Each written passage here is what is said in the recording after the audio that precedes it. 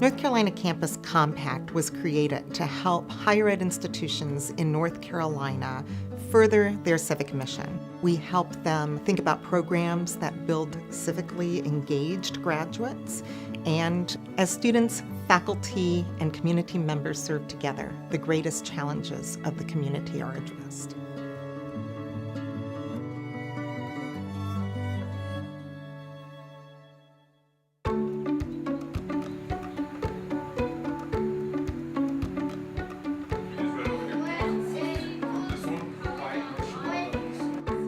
Here at Glen Haven, we strive to create a community of support and love to try and help the children succeed and get up to grade level. We try to create relationships where the children know that they can be dependent on us for help and support.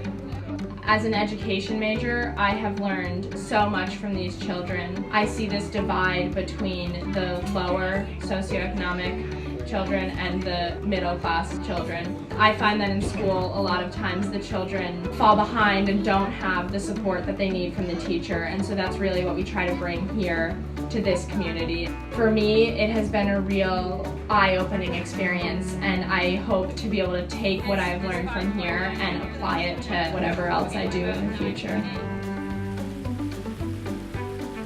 Find another school, because there is a school out there for you. I'll see y'all next week. The Elon Academy is a college access and success program for academically promising students who are low income and/or the first in their family to go to college. Once students are admitted to the program, they spend 3 consecutive summers on the Elon University campus taking academically rigorous classes as well as extracurricular activities, and we engage them in service projects. Scholars will be able to make a connection between their service project and the larger social context of the social issue. In addition, they attend the Saturday Academy, which is on Elon's campus once a month on Saturdays, to continue exploring college options and also to engage in inquiry projects that help prepare them for college. Shelby Oldham graduated from the Elon Academy, is now a sophomore in college, and I think she said it best. Nobody thinks that anybody from my high school is going to amount to anything, and my goal is to prove everybody wrong. And I think that's what our Elon Academy scholars are doing. They are beating the odds.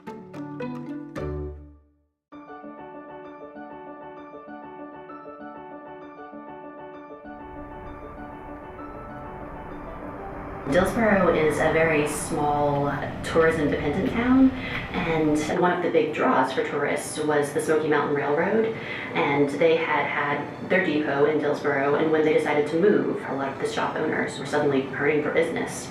The situation in Dillsboro was very grave economically when the train left, and Dr. Bardo at Western Carolina University recognized that fact and opened all the resources of Western Carolina University to the town of Dillsboro, including business technology, media, network advertising, radio, just all sorts of ways. A lot of the student involvement with the Dillsboro project was course-based, so the students were able to learn the theory of whatever it is that they're studying and then go out and apply that in Dillsboro. The town of Dillsboro's economy has improved over this last year as the information has gotten out over the social media networks, word of mouth, events we've planned at Western Carolina and in Dillsboro. So we've all discovered that there's a wealth of information and expertise available to us to use for the betterment of our town, our community.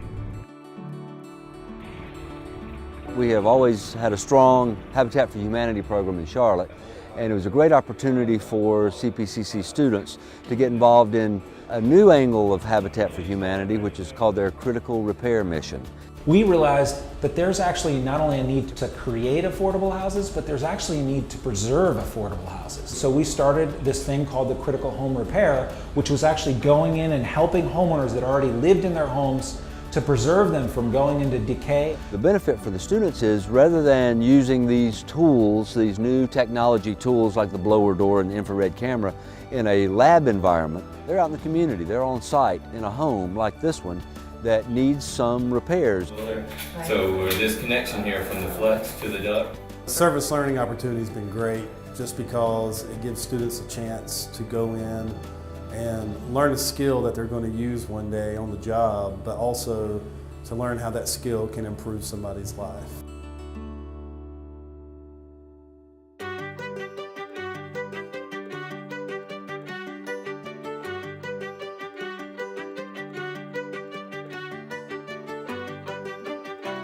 Campus Kitchen is a food rescue program. We take the surplus food from the dining halls and we repackage it into complete meals, and then we deliver it to different organizations around the communities.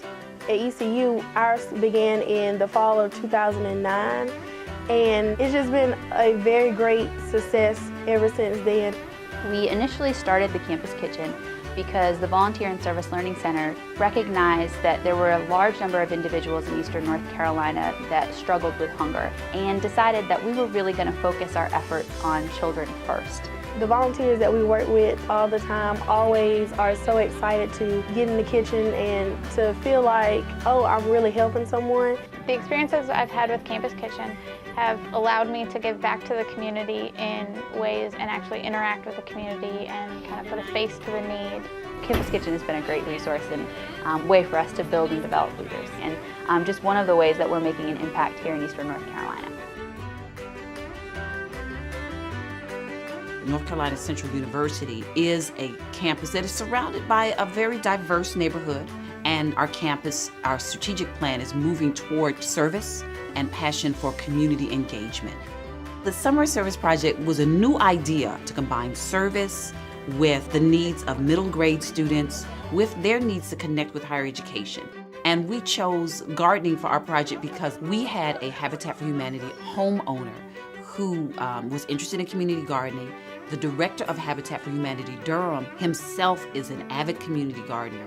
And so that came together with the needs of our Summer of Service project to do community gardens in the neighborhoods immediately surrounding North Carolina Central University. These children were out in the heat in the summer helping where you have the least amount of resources. They were able to fill the gap. And so with that as our foundation, we were able to come back again this year and work more in the community to make it more of a community garden where we were able to send out invitations and get everybody in the community involved. That community garden really became a stabilizer for that neighborhood where we now have 4 Habitat for Humanity homes. So it was a really nice combination of bringing 2 excellent programs together to do something not only for the good of the campus, but for the good of the community. Serving today for a better tomorrow! Warren Wilson College is a really exciting place where we ask students to commit to learning through academics, work, and service. We also have a significant commitment and focus to environment and sustainability. Our campus is engaged in what is being called the Swannanoa River Project, which is a really exciting project in which 6 classes are working with approximately 5 community partners on understanding the Swannanoa River, understanding the people who live around the Swannanoa River, how the river affects their life, and then also working with an agency to reclassify the river. I was really attracted to that idea of being able to tie my student service not only into the curriculum of the class, but also into this broader project that students from all over the campus are involved in, and it's going to have a real impact on the community. We have this global commitment, and the idea of global citizenship or global engagement, which is becoming more and more important to our general education system. And it starts very locally with that local engagement, and we're literally connected by the water of the Swannanoa River.